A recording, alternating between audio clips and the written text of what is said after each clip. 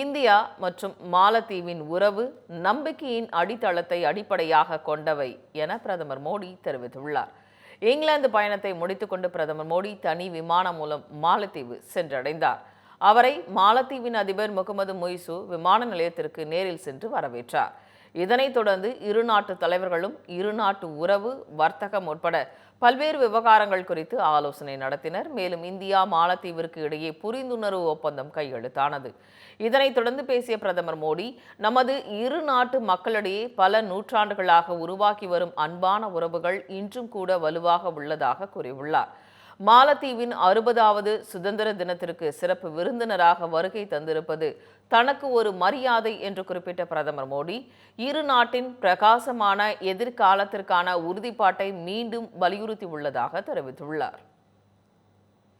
இதனைத் தொடர்ந்து பேசிய மாலத்தீவு அதிபர் முகமது முய்சு, இந்தியா நீண்ட காலமாக மாலத்தீவின் நெருங்கிய மற்றும் மிகவும் நம்பகமான கூட்டாளியாக இருந்து வருகிறது என்றும், ஒவ்வொரு நாளும் நூற்றுக்கணக்கான மாலத்தீவு மக்கள் மருத்துவம், கல்வி மற்றும் வணிகத்திற்காக இந்தியாவிற்கு பயணம் செய்வதாகவும் கூறியுள்ளார். இந்திய புலம்பெயர்ந்தோரை நாங்கள் அன்புடன் வரவேற்கிறோம் என்றும், தங்கள் அரசாங்கத்தின் தொலைநோக்கு பார்வை தெளிவாக உள்ளதாகவும் அதிபர் முய்சு குறிப்பிட்டுள்ளார்.